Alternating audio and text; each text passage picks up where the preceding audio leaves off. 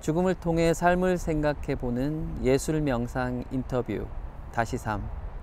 안녕하십니까. 다시 삶의 안내자 이정훈입니다. 이곳은 왕실 사찰이라 불리던 회암사지 유물들이 전시된 양주 회암사지 박물관입니다.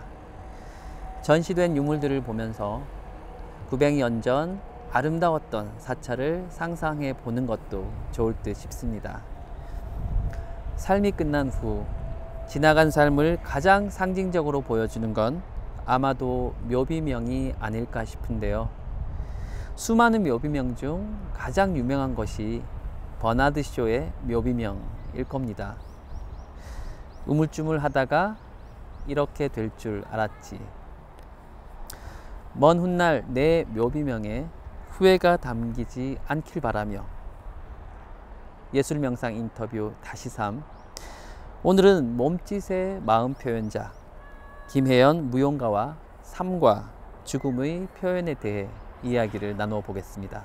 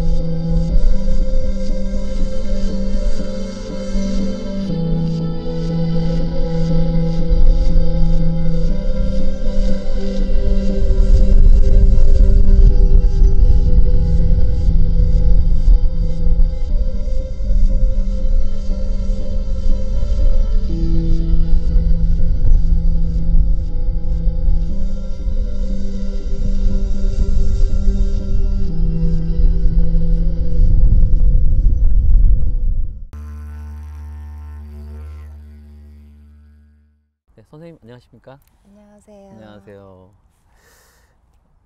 실례지만 나이가 어떻게 되시는지. 첫 질문을 나이로. 네, 네. 저는 올해 이제 편집될 수도 있습니다. 네, 89년생이고 네. 32살입니다. 네. 사실 제가 오면서 선생님이 어떤 분이신지 궁금해서 좀 네. 찾아보고 왔거든요. 네, 네. 그 인터뷰 하신 기사를 봤는데 저보다 어른이시더라고 느낌이. 그래서 한번 여쭤봤고요. 네, 네. 선생님께서는 이제 그 우리 일상이 예술이라고, 네, 네. 모든 일상을 춤으로 무용으로 표현을 하신다고 이렇게 말씀하셨는데, 네. 이런 질문 좀 추상적으로 들릴 수 있을지 모르겠는데요.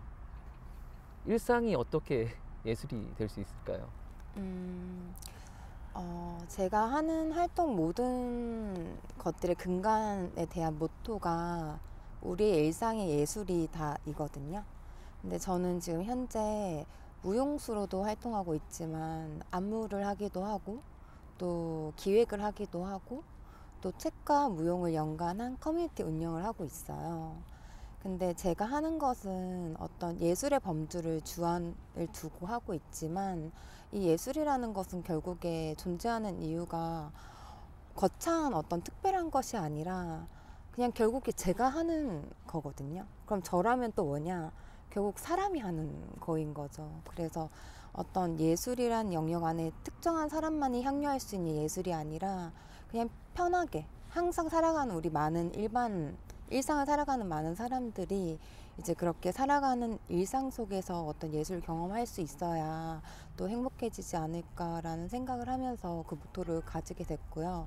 가장 쉬운 예로는 그런 거인 것 같아요.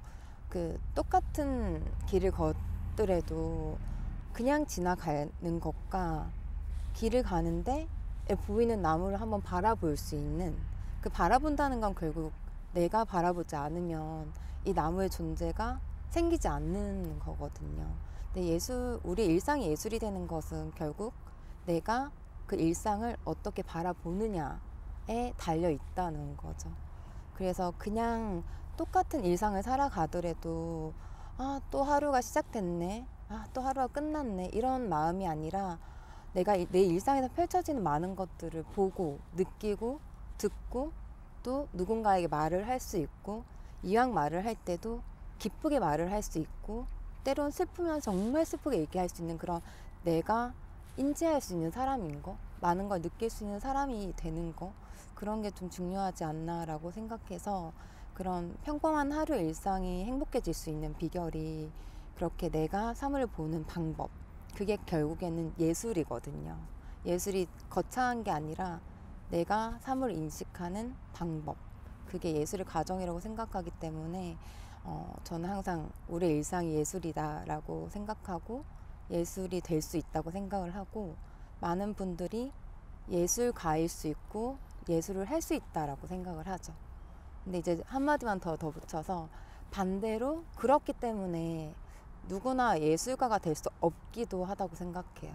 왜냐면은 여기서 가장 중요한 예술의 중심에는 일상과 예술 사이에 결국에는 나라는 존재가 있거든요. 근데 그 내가 얼마나 많이 깨어있고 또 내가 얼마나 많은 것을 보고 느낄 수 있는지, 거기서 예술가가 되느냐 예술이 되느냐, 그냥 살기 때문에 사는 사람이 될 거냐의 어떤 차이가 나뉘지 않나라고 생각을 합니다. 답변 너무 감사하고요. 네. 사실 이 시청자분들이 방금 말씀하셨던 부분에 대해서 제가 큰 영감을 얻지 않을까 싶은데, 사실 외부 자극이 많은 시대잖아요. 네. 그러니까 우리가 뭔가를 본다라고 하면서 보는 주체로서 나를 의식하고 있다고 생각하지만 네. 사실 그냥 자극을 받아들이는 것일 뿐이고, 나 안에서의 사실 해석해가는 작업들이 생략되다 보니 보고 있다고 사실 착각하고 있을 수도 있겠다, 이런 생각이 좀 들면서. 제가 제대로 이해한 거 맞나요? 네, 맞아요. 네. 되게 멋있는 답변이었던 것 같고요. 도움이 됐습니다. 다음으로 제가 또 궁금한 것은, 일단 예술하면 저희 같은 이제 평범한 예술을 잘 모르는 사람들 입장에서는 어렵다는 네. 부분들이 있고, 박물관이나 공연을 가게 되면 이해가 잘 안 되는 부분들이 있지 않습니까? 네. 일반인들이 네.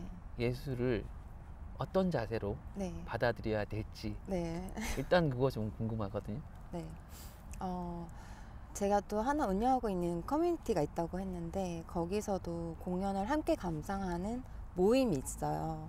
근데 거기서 이제 주로 다루는 분야가 역시나 무용이거든요. 그다음 연극도 있지만. 근데 이제 많은 일반 관객들이 많이 참여하세요. 근데 보통 무용 너무 어려운데 이거 왜 봐야 될지 모르겠지만 한 번은 그래도 살다 보면 한 번은 보자 싶어서 왔다. 이런 얘기를 많이 하시고 보는데 이제 보고 나서 많은 분들이 제일 많이 하신 얘기가 이 얘기예요. 너무 난해하다. 너무 어렵다. 뭐가 뭔지 하나도 모르겠다. 근데 제가 항상 드리는 답변은 이 작품에서 또는 어떤 이 예술 작품에서 얘기하고자 하는 의도를 파악하려고 하지 마라. 정답이 없다는 거예요. 우리는 항상 회계라든 어떤 교육 그리고 결과지향적인 교육을 받아와서 무언가를 볼 때 꼭 그거에 대한 의도를 맞추려는 거에 학습되어 있는 어떤 그런 어떻게 보면 조금 구조적인 사람으로 커왔던 환경에서 태어난 이제 사람들인데 가장 중요한 거는 작가의 의도를 맞추기 위해서 작품을 보는 게 아니라 결국 내가 즐겁기 위해서 보는 거거든요. 근데 이제 그 즐거움에 대한 이야기가 다양하죠. 슬픔도 있고 기쁨도 있고 뭐 무서움도 있고 화남도 있고 찌질함도 있고 증오도 있을 수 있고 근데 그 작품을 보면서 내가 느껴지는 나의 감정 내가 어떤 게 느껴지지 또는 굳이 내가 느껴지는 감정을 맞추려고 막 찾으려고 하기보다 보다 보면은 답답할 때도 있잖아요. 그럼 왜 답답하지? 그럼 보고 있는데 막 웃겨. 그럼 난 저게 왜 웃겼지? 결국 모든 질문을 나한테 던지는 과정이 필요하다는 거죠. 그래서 이제 작품을 볼 때 방법이라고 하면 쉽게 그 어떤 작가의 의도를 맞추기 위해서 막 눈을 크게 뜨고 막 촉각을 곤두세우고 그렇게 보는 것보다 그게 무용이 됐든 뭐 미술이 됐든 영화가 됐든 그냥 편하게 내려놓고 보면서 그냥 그때그때 느껴지는 반응에 즉각적으로 반응을 하고 그러면서 왜 나는 그게 재밌었지를 한 번 더 생각해 보는 그런 과정으로 관람을 뭐든 하시면 좀 더 재미있는 감상이 되는 것 같아요. 네. 사실 오면서 선생님 작품을 보면서 왔습니다. 보면서 왔는데 제 솔직한 감상은 이랬어요. 뭔가 표현할 길은 딱히 언어는 떠오르지 않는데 마음이 힘들었고 슬펐고 그러면서 한 가지가 마치 미술관에서 그림을 보는데 이 그림이 그 동화로 움직이는 듯한 느낌이 들었어요. 그림을 감상하는데 이 그림이 살아서 움직이는 그림처럼 저한테 그런 감정이 다가와서 옆에 저희 같이 오던 친구가 네. 잘 모르겠다. 그래서 저도 그 얘기를 했거든요. 이해하지 말자 우리는. 네, 느껴보자. 이러면서 보고 왔던 그 그러니까 그런 느낌이었는데 네, 오늘 말씀드리니까 제가 또 잘 하고 있구나 네. 생각이 좀 들고요. 그 다음 궁금한 게 좀 기획력이 좀 특별하신 것 같아요. 책 모임이 독서 모임이 있는데 그 독서 모임에서 춤을 추신다고. 네. 네. 네, 춤추고 네, 있습니다. 그 소개 좀 부탁드릴게요. 저는 무용을 하고 있긴 한데 8년째 지금 독서 모임을 운영하고 있어요. 이제 많은 분들에게 무용을 전하고 싶은데 공연을 보러 오라고 하면 어려우니까 보기 싫다, 왜 봐야 되냐라고 하는 분들도 많아서 이제 생각했던 것 중에 하나가 책이었어요. 왜냐면 제가 무용담으로 좋아하는 게 책이었거든요. 근데 책이라고 하면은 정말 쉽게 옛날부터 그렇잖아요. 뭐 빈부격차 상관없이 누구나 향유할 수 있는 자기 개발서 또는 어떤 문화 그게 책이라는 도구이잖아요. 그래서 많은 사람들이 이 책이라는 걸 쉽게 보고 싶어 하기도 하고 또 좋아하는 분들도 많고 그러니까 이분들을 통해서 제가 책을 만나면 나중에 무용도 자연스럽게 좀 전할 수 있는 기회가 있지 않을까라고 생각을 해서 그러면은 무용 모임 이런 거창한 것보다는 또 이질적인 것보다는 좀 쉬운 접근. 그래서 책 모임을 열기 시작했던 거죠. 근데 어찌됐건 책 모임을 제가 좋아하는 거라고 열었는데 독서 모임은 너무 많고 책 좋아하시는 전문가들도 너무 많은데 굳이 무용가인 내가 왜 독서 모임을 해야 될까라는 고민에 좀 빠지게 됐어요. 시작한 지 한 3개월 만이었던 것 같아요. 그때도 포기하지 않고 스탑하지 않고 계속 지속하면서 고민을 함께 지속을 했던 거죠. 이 고민 속에서 찾았던 거는 많은 독서 모임 중에서 내가 해야 되는 이유, 나는 무용가이지. 그러니까 이 독서에 무용을 접목시켜서 어디에도 없는 독서 모임을 하자. 그래서 이제 책 이야기를 하러 오신 분들한테 이제 마지막에 무용 활동을 조금 접목해가지고 그 예술 독서 모임을 하게 됐어요. 근데 이제 많은 분들이 이렇게 일어나서 모든 움직임을 하라고 하면 엄청 창피해 하시는 분들도 많으시더라고요. 그래서 이제 앉아있는 상황에서 손가락으로만 표현할 수 있는 그런 조금 소극적이되 적극적일 수 있는 환경을 만들어서 시작했어요. 근데 이제 책 이야기를 하고 마지막에 했던 활동은 어떤 책으로 했냐면 그림책으로 했어요. 대상이 유아는 아니고 성인 20대부터 40대까지였거든요. 근데 그렇게 다양한 직장과 다양한 연령대의 분들이 최대 12명까지만 모이는데 그분들에게 제가 그림책을 읽어드려요. 한 권의 그림책. 그러면은 공통적으로 한 권을 한 번에 다 이해하게 되는 거죠. 그리고는 말을 하지 않고 읽어드린 다음에 이제 10분에게 2페이지씩 분량을 순서대로 보여드려요.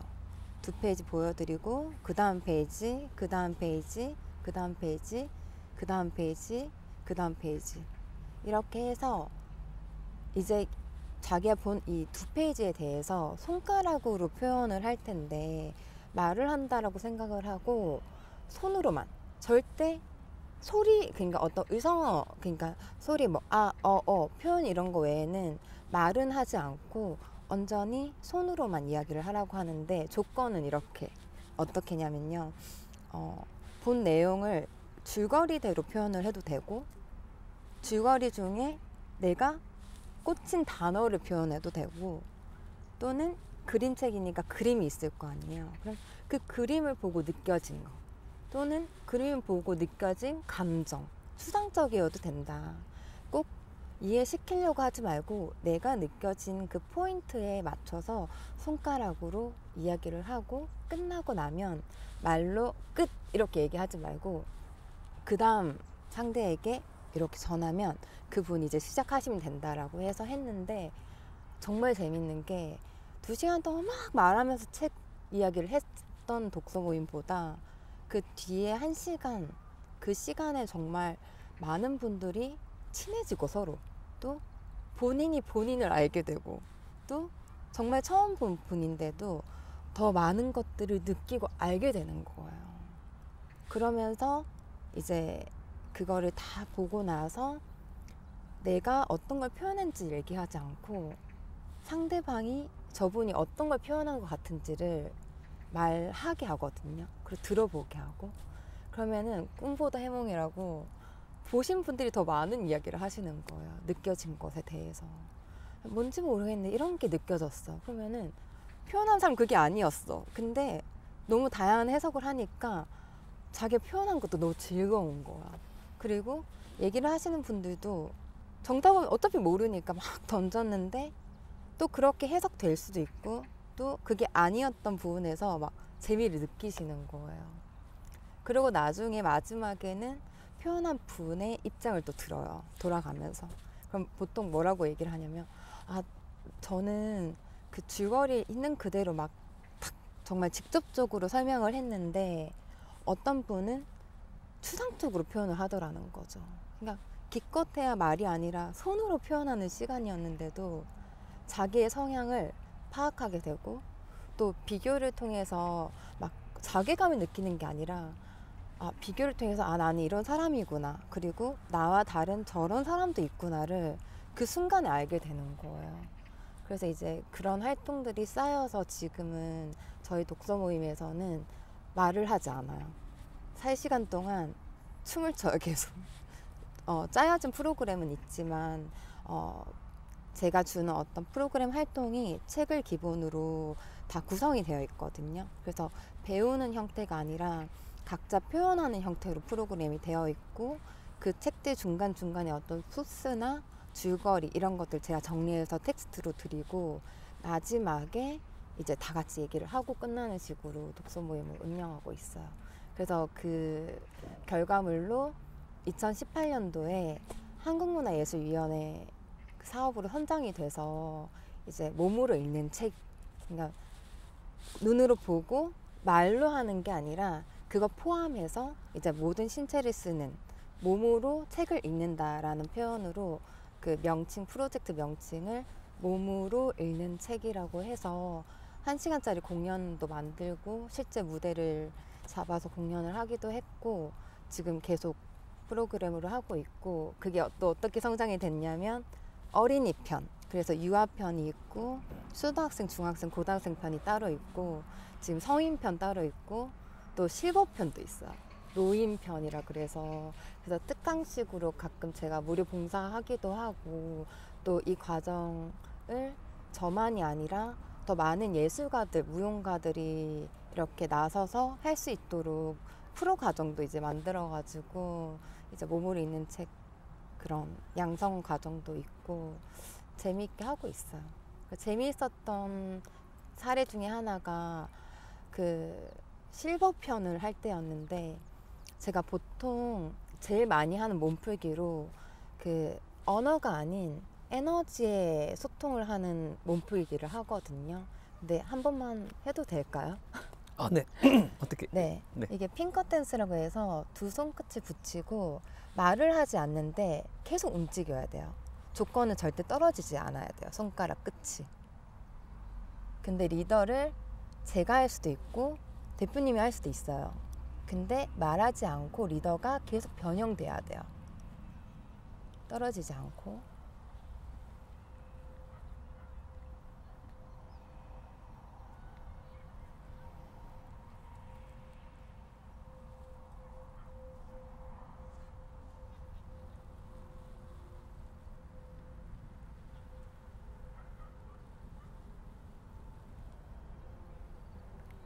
네, 이 정도까지. 느껴지시죠? 때로는 리드 하시고, 때로는 저를 따라오시기도 하고, 때로는 제가 따라가기도 하고, 때론 제가 리더 하기도 하고. 근데 너무 재밌었던 게 거의 한 70대 노인 어른분들 대상으로 실버 편을 하는데, 이 몸풀기를 하는데 손가락을 못 맞추시는 거예요. 이렇게 한참 이러고 계시는 거예요. 근데 그런 거 보면서 또 제가 많이 배우죠. 아, 그렇게 멋있는 인생을 70년 건강하게 살아오셨는데 이 손가락 하나 못 맞추는, 이 맞추려고 노력하는 모습들을 보면서 좀 더 빨리 내 어떤 신체 에너지로 활용할 수 있는 많은 즐거움들을 좀 경험하게 해줬으면 좋았겠다라는 생각이 들어서 이제는 좀 더 많은 어른들도 찾아뵙고, 또 많은 또 어릴 때부터 그걸 깨어있는 수업을 또 받고 하다 보면은 더 많은 분들에게 즐거움을 줄 수 있잖아요. 그래서 좀 그런 활동들을 더 늘려가 보려고 하고 있습니다.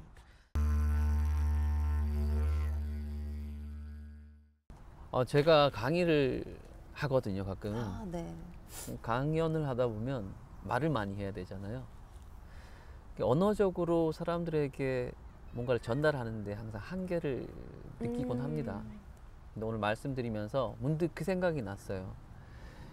20대 때 제가 마음이 되게 힘들었을 때 어머니가 그 힘듦은 아셨는데 따로 말씀 안 해주시고, 한 번은 아들 저기 산책 가자, 산책을 갔어요.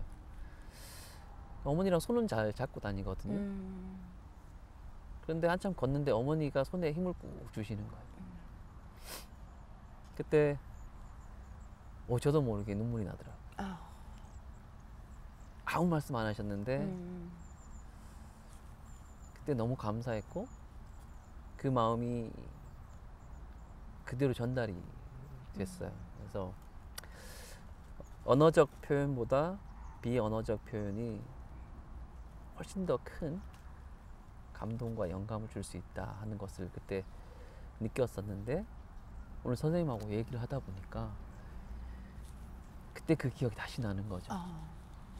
방금 제가 이제 손가락을 마주치고 체험을 해봤는데 네.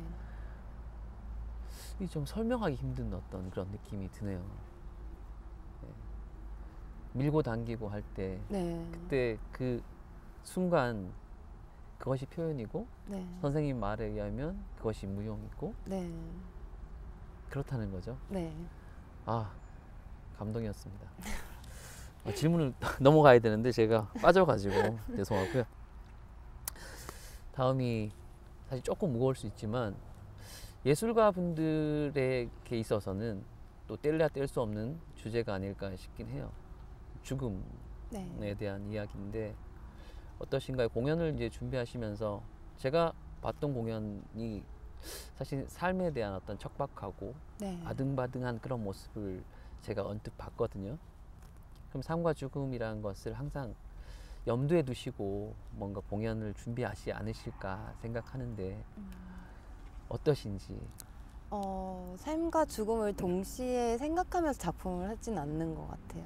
보통 작업을 할 때는 항상 얘기하지만 그 중심에 되는 저가 하고 싶은 그때의 상태 또는 제가 꽂혀있는 주제를 입각해서 많이 하는데, 지금 대표님께서 보셨던 작품은 제목이 제3자아상이라 그래서 제3자, 그러니까 나와 너가 아닌 누군가, 제3자와 또 자화상, 나의 그림을 직접 내 얼굴을 그린 자화상의 혼합어예요. 그래서 제3자화상인데, 그 제3자화상의 모티브가 됐던 게 이제 프리다 칼로라는 멕시코의 여류 화가예요. 모티브만 됐죠. 소재만 이제 제가 영감을 받은 건데, 그때 당시에 제가 많은 부분에서 엄청 힘들었을 시기였거든요. 신체적으로도 마음적으로도 또 정신적으로도 환경적으로도 많은 것들이 힘든 상황에서 이제 이 상처를 극복하는 어떤 이야기를 하고 싶었는데, 처음에는 이제 다 비워내고 싶었어요. 그래서 이제 그 주제를 비움이라고 잡았는데, 비움이라는 주제를 잡아놓고 작업을 하려고 하다 보니까 아무것도 진전이 안 되는 거예요. 한 달 동안 시간을 그냥 버렸어요, 어떻게 보면. 근데 버린 시간은 아니었죠. 고민을 하고 있었으니까. 근데 이제 이런 상처들이 뭘까, 어떻게 돼야 될까라고 끊임없이 고민하는 과정에서 어떤 단어가 또 나왔냐면, 상처는 이미 생겨난 거기 때문에 비우는 거는 외면하는 거였던 거죠. 내 상처를 그냥 덜어내려고 하지 말고, 스크래치가 갔구나. 그리고 좀 멀리 보내고 싶어서 보내도 적이 있을 거 아니에요.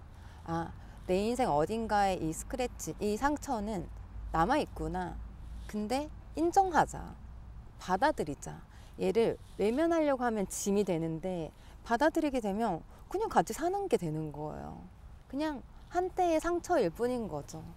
그래서 받아들이자라는 생각을 하고, 이제 어떤 수용, 받아들이고, 그게 나쁜 게 아니라 그냥 내 하나의 어떤 좋음으로 달려가는 과정에서의 상처였구나라고 생각을 하고 이제 작업을 했던 작품이 제3자화상이에요. 그래서 나, 그리고 함께하고 있는 우리 무용수들, 그리고 이 작품을 볼 관객들, 그렇게 제3자의 이야기, 그리고 때로는 나, 그리고 작품, 그리고 프리다 칼로, 그 정신적으로 육체적으로 많은 고통이 있었던, 그렇지만 그렇게 힘든 와중에도 그냥 무너져 내린 게 아니라 자기 얼굴을 그림으로 그리면서 극복을 하고, 또 멋진 작품들 많이 내놓고 죽음 이후에도 많은 분들에게 삶의 희망과 또 고통으로 타락하는 인생이 아니라 고통이 승화돼서 이렇게 또 많은 분들에게 기쁨을 줄 수 있다는 어떤 그런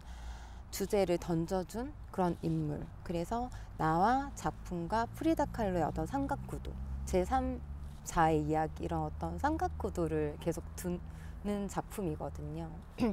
그래서 이제 작업을 하면서는 죽음을 염두하진 않고 살고 싶어서 어떻게 보면은 살기 위한 작업만 해요. 네. 제가 생각하는 그 어떤 작업을 할 때 염두에 두는 게 살기 위한 작업이라면 그 산다는 것은 결국 동전의 양면처럼 앞뒤인 것 같아요. 그러니까 같이 공존하는 물체일 뿐인데 앞면은 삶이고 뒷면은 죽음인 거죠. 그래서 어떻게 보면은 살아간다는 것 자체가 어떻게 보면 죽음으로 달려가는 거기도 하잖아요. 그래서 어차피 죽을 건데 왜 열심히 살아 이런 마음이 아니라 잘 죽자. 그렇다면 잘 죽기 위해서 사는 게 아니라 잘 살고 있으면 잘 죽을 수 있겠구나. 그래서 이제 저는 죽음을 좋은 죽음이라는 것은 결국 좋은 삶이라는 생각을 하게 되더라고요. 그래서 잘 살고 있는 삶, 그 와중에 의미가 너무 많죠. 왜냐하면 잘 죽기 위해서 내가 언제 죽을지 모르는데 준비를 하고 살진 않잖아요. 근데 사는 중에 내 생활을 건강도, 이 육체도 건강하게, 그리고 정신도 건강하게, 그러기 위해서 수반돼야 될 게 정말 많잖아요. 그 건강함을 유지하기 위해서 기록도 해야 되며 정리도 해야 되며 또 내 머릿속에 있는 나만 아는 게 아니라 내 머릿속에 있는 것들을 문서화해 놓는 것들, 그런 어떤 기록과 정리, 그리고 꾸준한 습관, 이런 루틴들이 없으면 그 어떤 육체와 정신의 어떤 균형, 건강함을 유지하기 어렵다고 생각을 해요. 왜냐면 항상 제가 머리를 써야 되면 힘들잖아요. 그래서 그런 것들 보통 기록을 많이 해두는 편인데, 그렇게 제 삶을 잘 기록해 놓고 어딘가에 잘 정리되어 있으면 그렇게 잘 살다 보면은 훗날 어떤 죽을 맞이했을 때도 그 죽음이 헛된 게 아니라 또 누군가에게 편한 어떤 결과물, 그리고 치우더라도 좀 편하게 치울 수 있는 그런 과정이 되지 않을까라고 생각하고, 저는 사는 동안 많은 작품을 좀 해놓고 싶어요. 그 아까 소개해드린 작품은 제3자상이라는 작품 하나이긴 한데, 작품을 할 때 저로 시작되긴 하지만 제가 하고 싶은 거를 하고 끝나면 그냥 저는 그냥 자아도취된 예술가, 또는 그냥 나만 즐겁고 끝내면 되잖아요. 근데 예술의 장치는 나로 비롯돼서 시작은 됐지만 그 어떤 결과물이 같이 공유돼서 나누어졌을 때 그 존재의 의미가 생기는 거거든요. 처음에 그 우리의 일상이 예술이다를 얘기한 것처럼 이 뒤에 보시는 이런 낙엽도 그냥 저희의 어떤 병풍이 되어주고 있지만 저희가 저거를 색깔이 너무 예쁘다라고 봤을 때 의미가 생기는 것처럼, 이런 어떤 작업도 어떤 타인들과 공유되었을 때 또 새롭게 존재하고 새로운 생명력이 생기는 거여서 좀 더 많은 분들이 재미있게 이야기할 수 있는 그런 소재거리의 작품들을 많이 내놓고 가고 싶은 게 저의 목표이고, 또 제가 살아있는 동안 또는 제가 없는 동안에도 그렇게 많은 분들에게 어떤 삶의 희망, 그리고 살아가면서의 약간의 어떤 재미를 줄 수 있는 어떤 만담을 할 수 있는 이야기 소재, 그런 작업들을 계속 해놓고 가고 싶은 생각입니다. 우리가 흔히 인생은 짧고 예술은 길다고들 하잖아요. 선생님 말씀 들으니까 예술가의 역할, 작가의 역할이라는 게 좋은 작품들을, 또 과거의 좋은 작품들을 현재의 사람이 또 잘 만들어서 공유하고 또 후대에 남길 수 있는 그런 역할이 아닌가 하는 생각이 좀 들었고, 그 각박한 시대죠. 네. 때인데 이 청년들이 이 얘기를 들으면 네. 좀 희망과 용기를 얻지 않을까 싶고, 너무 어떻게 우리가 보면은 어렵게만 생각하는데 나에 집중하세요. 내가 잘하는 것에 집중하세요. 내 생각에 집중하세요. 뭐 이런 느낌의 저는 좀 생각으로 좀 받아들여져서요. 네. 그러니까 많은 청년들은 그런 얘기를 제일 듣기 싫어할 수도 있을 것 같아요. 아, 그래요? 네, 왜냐면 나에 집중하라고 하는데 어떻게 집중하라는 건지도 모르고. 그 답을 저는 네, 선생님이 찾지 말라. 준 것 같아요. 맞아요. 오늘 강연이 아니죠. 오늘 인터뷰를 통해서 네네. 제가 느꼈던 바가 그거 같아요. 맞아요. 나에게 질문하는 법, 네. 내가 나를 인식하고 확인하는 법, 네. 이런 것들을 제가 좀 배운 것 같거든요. 맞는 것 같아요.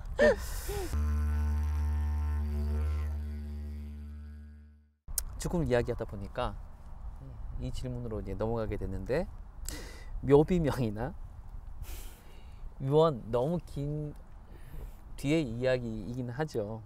그런데 한번 생각을 해보죠. 나이가 이제 뭐 한 80, 90, 몇 살까지 살고 싶으세요? 100살까지 살고 싶으세요? 네. 오래 살고 싶습니다. 네, 그럼 100살이라고 하고요. 죽음이 임박했다고 생각을 했을 때 남기고 싶은 말, 묘비명 이런 게 있다면 어떤 걸 남기고 싶으세요? 제가 생각한 게 있어요. 조금 유치하기도 하고 심오할 수도 있는데, be love, 그냥 영어로 be love, love, be love. 사랑 자체가 되자 뭐 이런. 네. 저는 그 말을 꼭 남기고 가고 싶더라고요. 그러니까 어떤 거냐면, 사랑 자체가 된다는 거는 그냥 사랑 덩어리인 거죠. 근데 이 덩어리, 사랑 덩어리는 그냥 사랑으로 채워져 있을 뿐이에요. 이게 그냥 사랑 자체인 거죠. 근데 사랑을 갈구하지도 않고, 달라고 애원하거나 바라지도 않고, 또 주겠다고 받으라고 하지도 않고, 주려고 하지도 않거든요.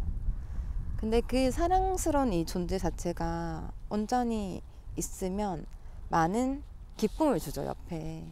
그래서 좀 이것도 또 같은 맥락이긴 한데, 사랑하자 또는 사랑해줘, 사랑해 라는 어떤 주고받고의 개념이 아니라 사랑 덩어리, 사랑 덩어리면 그거야말로 또 서로가 사랑으로 만나는 거잖아요.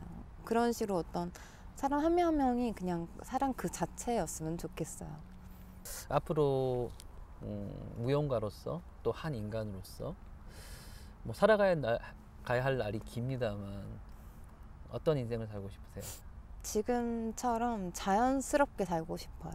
뭔가 빨리 가려고 하지도 않고, 또 막 그렇다고 막 무조건 기쁘려고만 하지도 않고, 또 무조건 성취하려고 하지 않고, 그냥 자연의 어떤 순리대로 어려움이 닥치면 또 그 어려움을 힘들어도 하면서 또 그 과정에 의미가 있을 것이라고 생각하고 이겨내고 버티고, 또 다가오는 행복이 있다면 와, 나 진짜 행복해 하면서 자만하는 게 아니라 행복을 느끼고 감사하게 받아들이고 즐기되, 또 그 행복을 또 나눌 줄도 알고, 그냥 살면서 오는 어떤 그런 많은 희노애락 같은 과정들을 온전히 경험하고 느끼고, 그러면서 좀 자연스럽게 살고 싶어요. 그래서 제가 예전에도 한번 인터뷰할 때 얘기를 한 적이 있는데, 한 그루의 큰 고목 같은 사람이 되고 싶거든요. 그래서 나무라고 하면 이제 그냥 한 곳에 서 있어서 버티고 있는 게 아니라 많은 수많은 바람에 흔들리기도 하고, 또 누군가가 놀러 왔을 때 또 친구가 생기기도 하고, 또 겨울이 되면은 낙엽이 떨어지기도 하지만 이 나무 슬퍼하지 않잖아요. 아, 지금 떨어지구나. 그리고 봄이 돼서 새싹이 피면 아, 피는구나, 이렇게 하잖아요. 그렇게 이젠 어떤 수많은 계절의 변화, 그리고 형태의 변화, 그리고 상태의 변화, 이런 것들을 좀 유유히 바라보고 또 즐기고, 그 속에서도 또 유연할 수 있는, 그냥 강하게 서 있으려고 하면 바람이 불면 톡 꺾일 수 있지만, 부러질 수 있지만, 바람이 이렇게 유연하게 흔들리면서 많은 분들에게 또 하나의 어떤 존재로서의 의미가 생길 수 있는 그런 나무 같은 사람이 되고 싶어서 자연스럽게 살고 싶어요. 죽을 때까지. 안 죽고 싶어요. 계속 살고 싶어요. 아, 그러면 마지막 질문이 웰 엔딩이란 무엇입니까? 이렇게 물어야 되는데 살고 싶으면 엔딩이 없으시네. 아니죠, 있죠. 웰 엔딩은 잘 사는 것이죠. 네. 잘 사는 게 바로 잘 죽는 거로 가는 길이지 않나라고 생각을 해요. 그래서 죽음을 염두에서 막 어떤 많은 것들을 고민하는 초점이 죽음이진 않아야 되겠지만, 그렇다고 해서 죽음을 버리고 인생, 삶만 논하는 거는 또 어폐가 있는 거죠. 왜냐면은 사는 것과 죽음은 정말 동전의 양면 같은 하나에 공존하는 형태이기 때문에, 그렇기 때문에 죽음을 바라본다는 것은 잘 살 수 있는 비결이 거기 있는 거죠. 내가 내 삶이 언제 어떻게 끝날지 모르는 그 무한하지 않다는 거. 인생이란 게 또 유한하다는 그런 자각에서부터 대충 사는 게 아니라 이왕 사는 거 좀 즐겁게, 그러면은 저 멀리 있는 목표를 보는 게 아니라 저 멀리 있는 목표가 지금 내게 아닌데 막 지금 저거 갖고 싶어서 아무리 힘들어 해봐야 될 게 없잖아요. 그러면은 지금 즐겁게, 그리고 뭔가를 또 저 멀리 있는 꿈을 행동할 때도, 성취하기 위한 노력을 하고 있을 때도 힘들어서 막 이렇게 하는 게 아니라 이왕 하는 거 즐겁게, 그렇게 하루 1시간 1분 1초를 즐겁게, 하루를 즐겁게 채워가다 보면은 하다 보면 되어 있을 것이고, 안 되면은 안 됐구나 하면 다른 거 하면 되는 것이고, 근데 이제 그 가는 과정에서 어떤 마음으로 갈 거냐인 거죠. 그래서 이제 그 삶도 죽음을 봐야 되는 이유가, 이왕 사는 삶 즐겁게 살자. 근데 그냥 살기 위해서만 맹목적으로 살다 보면은 많은 것들이 빨리 이루어지지 않잖아요. 그러니까 너무 막 갈증을 느끼기도 하고 갈망을 느끼기도 하고, 또 어떤 현실과 내 이상 속에 그 간극 속에서 엄청난 불안과 초조함들이 따르거든요. 그래서 그러지 말자. 그래서 웰 엔딩은 무조건 필요하다라고 생각을 해요. 제가 오늘 오는데 네. 인터뷰가 있으니까 네. 원고를 보면서 왔습니다. 네. 오다 보니까 원고에 집중하다 보니까 딱 도착했는데 이 가을을 하나도 못 보고 온 거예요. 네. 지금 와서도 인터뷰 준비하느라 가을을 못 보다가 선생님께서 뒤에 네. 나무가 병풍처럼 이렇게 아름답게 서 있다는 얘기에 보니까 그제야 보이기 시작하더라고요. 그런 것 같아요. 우리가 보이는 것과 보이지 않는 것이 존재하는데, 이 보이지 않는 것은 사실 보이는 것조차도 우리가 생각하지 못하면 보지 못하는 것들이 되고, 네. 살아가면서 정말 수많은 외부 자극이 있는데 그 가운데 우리는 얼마나 보고 살고 있는가 하는 것을 참 느끼게 해줬던 시간이었고요.